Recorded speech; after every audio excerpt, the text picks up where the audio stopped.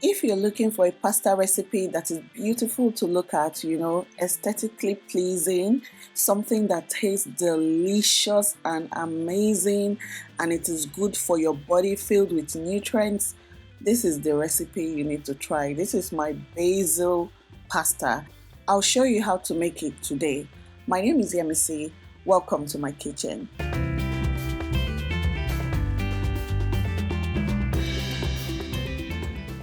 You don't need a lot of ingredients. First, I have my tomato paste. This is tomatoes, pepper, onions, blended and boiled to reduce, and I just put it in the fridge. Anytime I need to make a sauce, I just take a little bit of it. It's a concentrate, so this is going to work well for the pasta.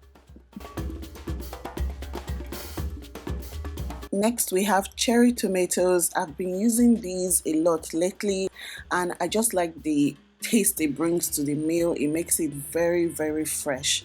So what I'm going to do is I'm just going to cut it into two. That's all I need to do to prep this for the pasta.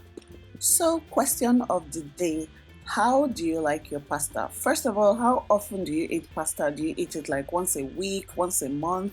Is it your favorite food? And what type of pasta do you like? As in spaghetti, penne pasta, rigatoni, what type do you like? And also, how do you like it? Jollof, Alfredo? Tell me. Next, I'm going to prep the onions. You see why I always like to cut my onions open before I blend it. I don't throw it whole because sometimes in the middle it is bad.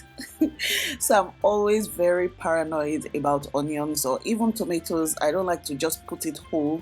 I like to chop it up a bit before I put it in the blender, just so I can see what's going on in there, because I had a pretty bad experience one time when I put some tomatoes in the blender and then there were worms in the tomatoes, you guys.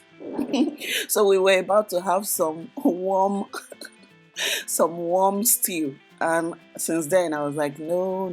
I always open up to check. So that's me. Some people don't mind, they just put everything in whole and blend. You know what, worms can be full of nutrients. I don't know.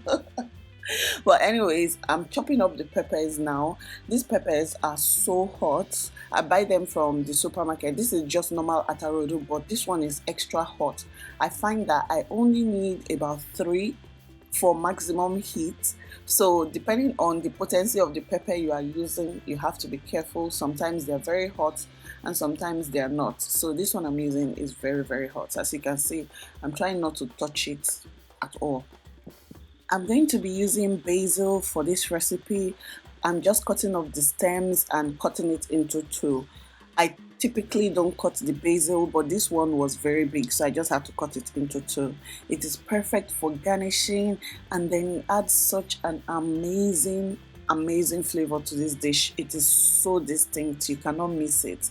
And sometimes when I don't have scent leaf, I use basil.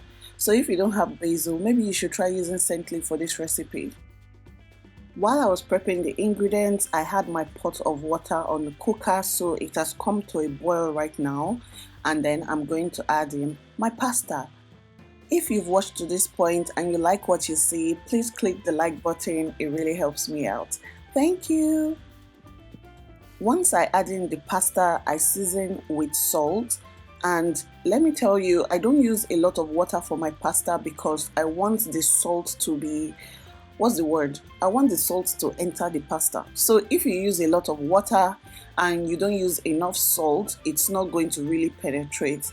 But I find that when I use less water, to the point that when it boils, the water is not over the top of the pasta. I'll show you in a minute. So cook the pasta according to the package instructions. You don't want it to be too soggy. You don't even want it to be soggy at all. You need it to be firm. And this is how it looks when I've boiled it. So there's no water at the top, just water at the bottom. And this method is going to help you infuse that salt into the pasta. Another way you can add flavor to your pasta is by cooking it in chicken stock, beef stock, or any kind of stock. It will add more flavor. So I've just run cold water over it so that it stops the process of cooking, and I'll set it aside to drain. I'm using a wide pan for this dish. Anytime I'm making maybe a sauce or I'm making pasta, I like to use a wide pan, and that's just because there is enough surface area for the sauce to cook. Sometimes the process of cooking is what determines the taste. Also, using a wide pan can make it cook faster because there's enough area for everybody to touch the heat. But if you put it in a smaller pot, it might tend to boil instead of frying. So I've just added some onions and I added some pepper at this stage, and that's because this pepper is very fragrant, so it makes this recipe taste different than if you put the pepper after. So the way and the time you put your ingredients also matter.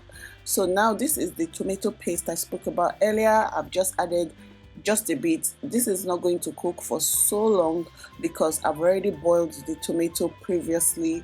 So all I just need to do is for all the flavors to come together, and then we add the pasta. This recipe does not need a lot of seasoning. All I'm going to add is some salt.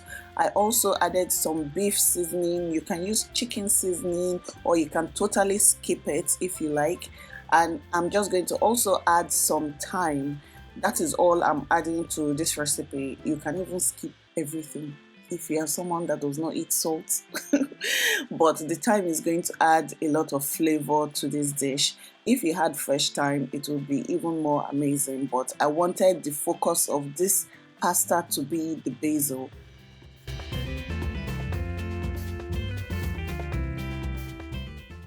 Once the sauce is cooked, just taste it. It will taste cooked to you. Then you add your cherry tomatoes and you just mix everything together. You don't want to add the cherry tomatoes in the beginning because you don't want them to lose their shape and you don't want to overcook it. So while the sauce tastes sweet, the cherry tomatoes is what is going to make it taste fresh. You know, in the beginning of this video I said if you are looking for a fresh, delicious taste in your pasta, this is what I do when I need it. After putting the cherry tomatoes and cooking for a bit, maybe about 2 to 3 minutes, I'm going to put in the basil, and like I said, I don't like to cut it into little bits. You can if you want, but there's a look I'm going for. So I want the basil to really pop in this dish. Also make sure you don't overcook it because immediately I put the basil, everything went fast. Within 2 minutes the dish was ready. If not, the basil is going to look very dark and you would not like it. We need it to be bright green and beautiful.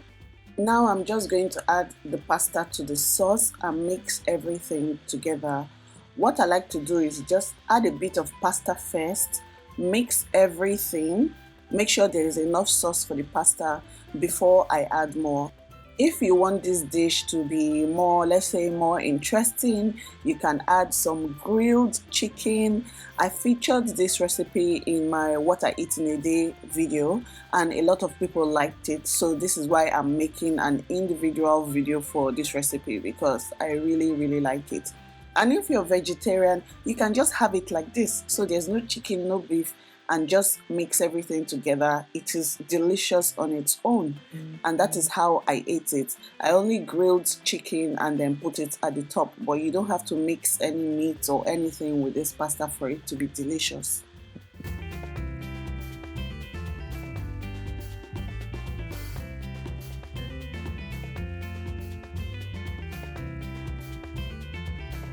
Now look at that plate of delicious pasta.